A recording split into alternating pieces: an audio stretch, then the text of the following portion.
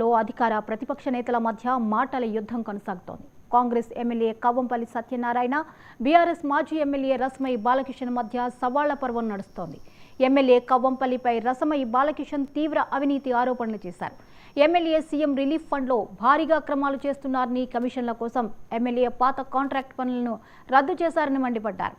కవ్వంపల్లి అవినీతి చిట్టా తన దగ్గరుందని, దమ్ముంటే క్యాంప్ ఆఫీస్కి రావాలని, చర్చకు తాను సిద్ధంగా ఉన్నట్లు రసమయి సవాల్ విసిరారు.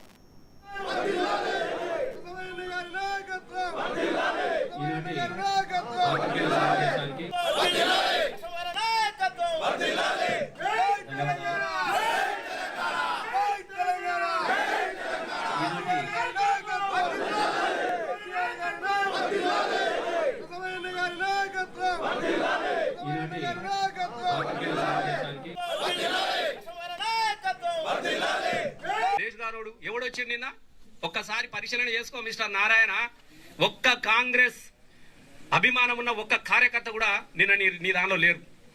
నీ ట్రాక్టర్ దొంగలు, నీ ఇసుక దొంగలు, నీ మట్టి దొంగలు, నువ్వు పోసే పాటలు కాశపోయేటోళ్ళు ఎవరున్నారా దానిలో? చాలా మంది బాధపడ్డారు. ఇది ఎక్కడన్నా మేము ఎన్నడూ చూడలేదు చెప్తున్నా. మాట్లాడడానికి కోసం నేను రెడీగా ఉన్నా. నాది ఆరోపణలు కాదు, నా వాస్తవం కాదు. నేను సాక్షాత్తు కమిషన్ల నారాయణ గారినే నువ్వు అంటున్నావు కదా, బాగా జాబ్తా వస్తా. ఎక్కడికి అవసరం లేదా? నీ ఎమ్మెల్యే క్యాంప్ ఆఫీస్ ఉంది కదా, అది నీ కాంగ్రెస్ కార్యాలయమా? అది కూడా నా కార్యాలయమే. నేను ఇప్పుడు కూడా చెప్తాను, ఓటర్ని కాదా ఈ నియోజకవర్గంలో? 100% అందరిది, అది మా అందరి కార్యాలయం. అది నీ ఇప్పుడు కూడా నీకు అది కూడా సోయలేదు. ఆ కార్యాలయం కూడా నేనే కట్టించిన. నువ్వు అభివృద్ధి అన్ననే అంటున్నావు, మళ్ళీ ఇది కూడా కట్టించిన అంటున్నాను. నీకు అది కూడా చెప్తా ఉన్నా. నువ్వు ఏం జరగలేదు అనే దానికోసం చెప్తున్నా నేను.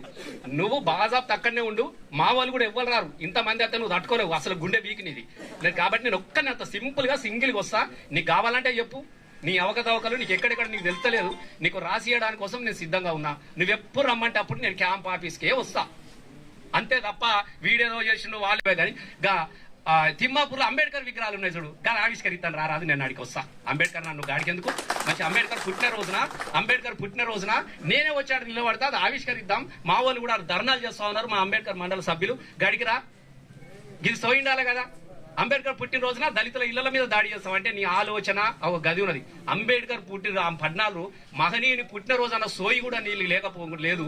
నేనేమంటున్నా, ఇప్పటికని చెప్తా ఉన్నా, నువ్వు దళితులకు ఏం చేయలేదు. ఆ విగ్రహాల ఆవిష్కరణ చెయ్యి. మేము 100% 14 నాడు మేము చేస్తాము. నేనే పెట్టించిన, మేమే అన్ని చేసినాము.